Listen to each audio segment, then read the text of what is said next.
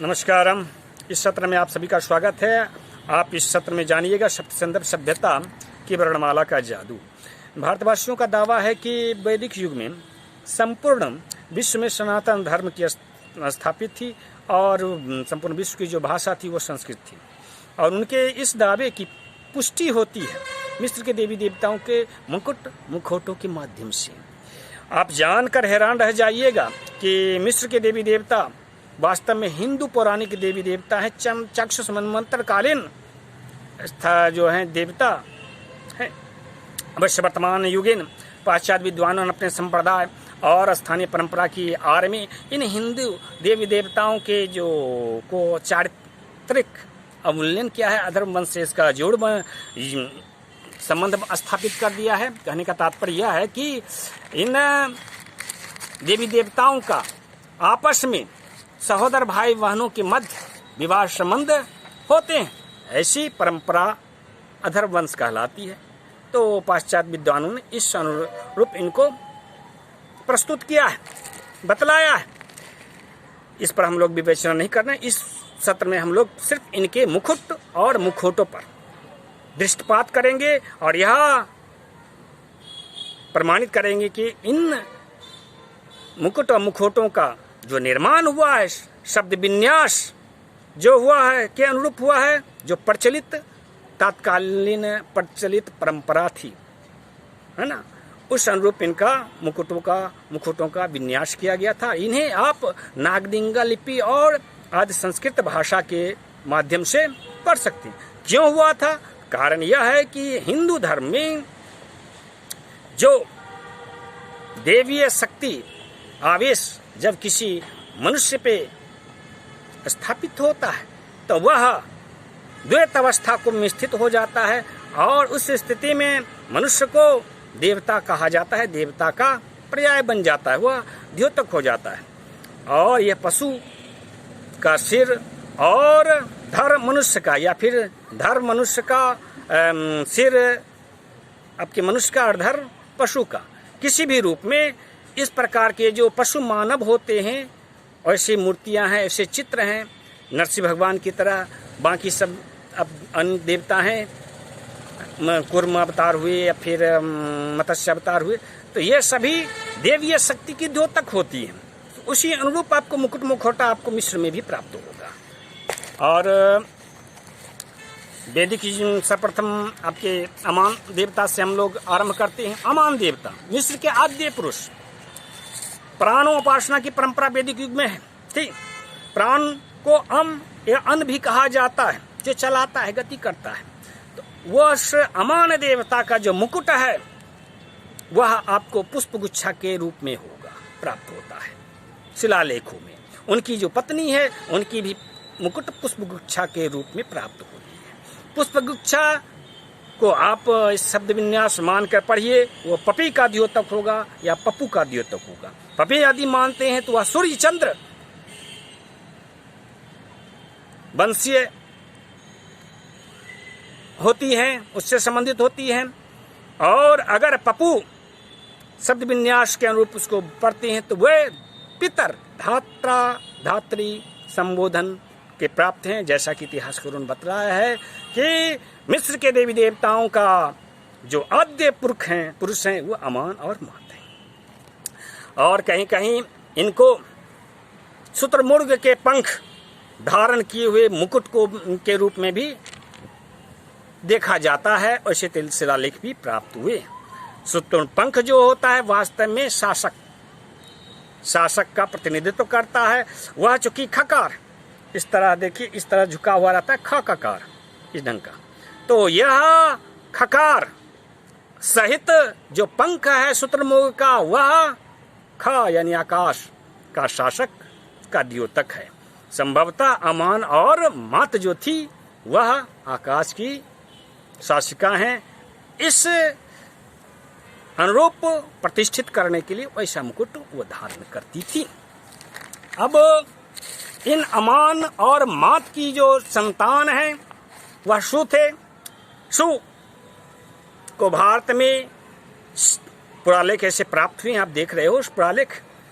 वह आपके खस जाति से संबंधित हैं, पहाड़ी देवता के रूप में प्रतिष्ठित होते हैं, और इनका मुख भी स्फिंक्स के रूप में, सिर जो है मनुष्य का और धड़ जो है पशु का है। तो यह नरसिंह स्वरूप में जो दिख रहा है आपको, वह शिवावतार माना जा सकता है, शिव माना जा सकता है, भारत में भी और वहां पर भी। वैसे शु का जो पुत्र था वह असुरस उस जेव और नुत थे, उन दोनों का विवाह होता है, उनसे असुरस ईसाइस जे और बाकी संतानों की उत्पत्ति होती है। तो शु पर्याय है या तो सोम नदी का या शिव का, और तपनत जो पर्याय है वह अभ्रंश है, वह तपनत का, तपस्विनी का। तो उन दोनों की जो संतान है गवा और नुत हैं, उनका विवाह होता है, और सिरस ईसाइस तेल नेफ्सिस और सेठ प्रथम पीढ़ी की संतति उत्पन्न होती है। और शिव इस शु की जो दूसरी पत्नी है हेब, उससे आपकी अक्षरात नामक पुत्री उत्पन्न होता है। ये शु और तपनत किस प्रकार की मुकुट को धारण करते हैं अब देख रहे हो, यहाँ पर आपको दोनों रूप में प्राप्त होंगे। एक मुकुट है आपके शुतुरमुर्ग के पंख का, दूसरा मुकुट है आपके सूर्य तस्तरी का, सोलर डिस्क नाग से लिपटी हुई है। इसका तात्पर्य है यह नागिन वंश की है, या फिर नग यानी पहाड़ों की इन यानी राजा है, रानी है। और अगर आप शुतुरमुर्ग के पंख हैं तो उसके विषय पूर्व में बताया जा चुका है कि वह आकाश की शासक का प्रतिनिधित्व करती है। अब ओसिरस और ईसाइस, उसके मुकुट के विषय में हम लोग जान लेते हैं। ओसिरस का जो मुकुट है वह वसा इन इस या इन वसिस धारण करता है। वसा इन इस का तात्पर्य हो गया राजाधिराज। राजाधिराज मुकुट को ये धारण करती है। उनकी जो पत्नी है ईसाइस, बहुत प्रसिद्ध देवी हैं वहाँ की, पश्चात जगत की। उस ईसाइस को आप कई प्रकार के मुकुटों में आप देखिएगा, वास्तव में भिन्न भिन्न है, लेकिन सबको वो पाश्चात्य जगत के जो विद्वान है एक ही मान चुके हैं, वो ईसाइस के रूप में ही उसको प्रस्तुत करते हैं, क्योंकि वो एक ईश्वरवाद के रूप में आपके इसको जानते हैं। प्रथम रूप में हम इसको देखते हैं ईसाइस को इन वृष है ना, सिंह, और उसमें आपको तस्तरी के रूप में, सूर्य तस्तरी के रूप में लाल लाल दिख रहा है आपको, वह इन वृष यानी कि राजा या रानी मुकुट धारण करती है। दूसरा आपको इसको मुकुट प्राप्त होगा ईसाइस की आपको नागिन के रूप में, सोलर डिस्क, और उसमें आपको नाग लिपटे हुए। तीसरा मुकुट और भी एक धारण किए हुए आप प्राप्त होगा आपको, वह होगा बड़वा धी, बरवा अग्नि। बरवा पर्याय है, संस्कृत शब्द है, घोड़ी का भी पर्याय है, ब्राह्मण का पर्याय है, अग्नि का भी पर्याय है। आप जानते हैं सूर्य की जो पत्नी थी वह एक बड़वा थी, घोड़ी थी, जो संज्ञा पूर्व जन्म थी वह घोड़ी के रूप में परिवर्तित हो गई, तो अपने आप को स्वरूप बदल लिया था। तो उसी तरह की मुकुट आपके ईसाइस धारण की हुई है, मिस्र की जो ओसिरस की पत्नी करेगी। वास्तव में हमारे शोध के अनुरूप ओसिरस उसिस बैलों का संस्कृत शब्द है, बैलों का स्वामी यानी नंदी का प्रतिनिधित्व करता है, और ईसाइस आपके सुयसा का अभ्रंश है। ईसा जो है नंदी की पत्नी थी, शिव पुराण में आपको वर्णन मिलेगा इसका, और उसकी पत्नी थी। और वो लेकिन वहाँ पे पाशुपत संप्रदाय का वर्चस्व था मिस्र में, और पाशुपत संप्रदाय के वर्चस्व होने के कारण पशुपतियों का जो स्वामी होता है वह बैल होता है, कोई उसको सिंह भी कहता है। तो उस नंदी शिव संप्रदाय में नंदी को पशुओं का स्वामी माना गया है, बैलों का स्वामी बताया गया है, तो उसी का प्रतिनिधित्व ये करते हैं ये दोनों। और इनके जो पुत्र हैं, इनके पुत्र जो हुए वह हैं औरस। औरस आपके औरस का पर्याय समझ लेना चाहिए। कथा है तारकासुर का वध शिव का औरस पुत्र करेगा, ऐसी कथा प्राप्त होती है शिव पुराण में, तो वह उसी का प्रतिनिधित्व है। लेकिन आप देख रहे हो यह आपके गरुड़ या गिद्ध स्वरूप में है ना, फाल्कन कुल की पक्षी के अनुरूप मुकुट धारण किए हुए गृहस्थ धर्म का संरक्षण देवता के रूप में माना जाता है। और इनका जो मुकुट है शब्द विन्यास है द्रोण मुकुट धारण करते हैं। और बतलाया गया है कि जो शिव का औरस पुत्र था कार्तिकेय, उसे मड़गन कहा जाता है, प्रहारों का देवता बताया जाता है। तो उससे मिलता जुलता, औरस से मिलता जुलता एक और देवता वहाँ है हराखेत, वही संभवतः पहाड़ों का देवता नागिन तस्तरी युक्त और नाग से लिपटा हुआ सोलर डिस्क के अनुरूप मुकुट धारण करता है। नागिन यानी कि नागिन का तात्पर्य हो गया पहाड़ों का राजा अथवा नागों का राजा। आप जानते हैं पुराणों में गरुड़ को बतलाया गया है नागों का शत्रु। नाग और जितने सब थे वो उसके वशीभूत हुआ करते थे। और इस मिस्र में बतलाया गया हॉरस की पुत्री वष्ट है, वास्तव में वह हराखेत की पुत्री हो सकती है। वह सिंह कुल की, सिंह बिल्ली जो होती है सिंह कुल की होती है। और वहाँ पे आपके गृह लक्ष्मी के रूप में उसको पूजा जाता है। भारत में भी गुजरात में गृह लक्ष्मी के रूप में बिल्ली को पूजा जाता है। और यह जो है बस्टेट उसी की तरह सू की पत्नी टफनिट की तरह नागिन मुकुट धारण करती, नागों की रानी का मुकुट धारण करती है। तब ओसिरस के भाई सेठ जो उसका शत्रु भी था, जिसने उसकी हत्या की थी, ऐसा बतलाया जाता है मिस्र में। तो उसका जो मुकुट है, मुखौटा है, मुकुट नहीं है उसके पास, मुखौटा है, श्राद्ध शब्द विन्यास का सूचक है। श्राद्ध देवता जो बतलाया गया विवस्वान के जो पुत्र थे श्राद्ध देव, उस अब नेप्थिस इस ओसिरस इस की बहन थी, वह गृह रक्षिका देवी के रूप में, मातृदेवी के रूप में पूजी जाती है। उनका मुकुट कैसा है? दक्षव या वक्षव। नीचे से ऊपर पढ़िएगा तो वह वक्षव शब्द संबोधन विन्यास प्रस्तुत करेगा, ऊपर से नीचे पढ़ रहे हैं तो दक्षव मुकुट विन्यास शब्द विन्यास का सूचक है। या तो यह दक्ष वंशीय थी अथवा वक्षव यानी कि साढ़ या वृष वंशीय थी। इस प्रकार से नेप्थिस वहाँ की देवी जो है संतानों की रक्षिका देवी हैं। और वह आपके नेप्थिस का भ्रंश नेप्थ्रिस भी होती है, नातनी, नातियों का स्वामी। अब इस वंश से बाहर अब दूसरे वंशों के जो हैं जी मुकुटधारी राजा, उसके विषय में जान लें। दिग्वंशीय राजा हैं छपा खैपरी, इसे यह जो है आपके छापारी का भ्रंश प्रतीत होता है, क्योंकि मिस्र में खा को अक्षा को ख पढ़ा जाता है, संबोधित किया जाता है। खपारी यानी कि रात्रि का शत्रु।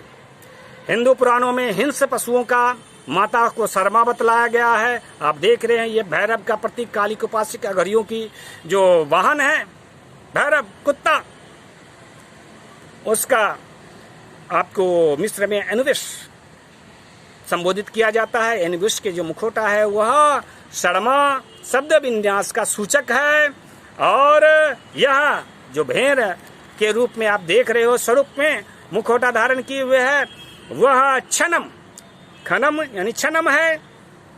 और उसने मुकुट धारण कर रखा है, मेष मुकुट धारण किया हुआ है। और थोत प्रसिद्ध देवताओं में से एक, उसको जब आप नागलिंगा लिपि में पढ़िएगा तो वह गर्ग संबोधन को प्रस्तुत करेगा। वास्तव में ये जो बगुला है अरिष्ट का पर्याय है, अरिष्टनेमी है पुराणों में वर्णित। और पक्षियों में जो गृहस्थ का प्रतीक होता है उसको बगुला कहते हैं। बगुला मुखी देवी का भी पूजा किया जाता है भारत में। और यह गृद्धवंशीय थी। इनके ऊपर जो मुकुट है इनका, वह इन है चंद्रबिंदु के समान, जिसकी आप जितने मुस्लिम संप्रदाय हैं उसके ध्वजा में आपको चंद्रबिंदु मिलेंगे, चांद और सितारे मिलते हैं, तो उसका प्रतिनिधित्व करता है। युद्ध के देवी नित्य का पुत्र शोभक का मुखाकृति जो है ग्राह के अनुरूप है, वास्तव में वो शब्द विन्यास ही है ग्राह का। और उसका मुखौटा क्या है? नारायणिस, यानी कि जल का देवता, नदी का देवता स्वामी और मेशिन, दोनों से कोई भी पढ़ सकते हैं। थोड़ा सा आपको शब्द अनुरूप में कुछ त्रुटियां रहती है, मतलब कहिए कि शब्द अनुरूप इस रूप में पढ़ सकते हैं, या तो नारायण से पढ़िए या फिर मेशिन पढ़िए।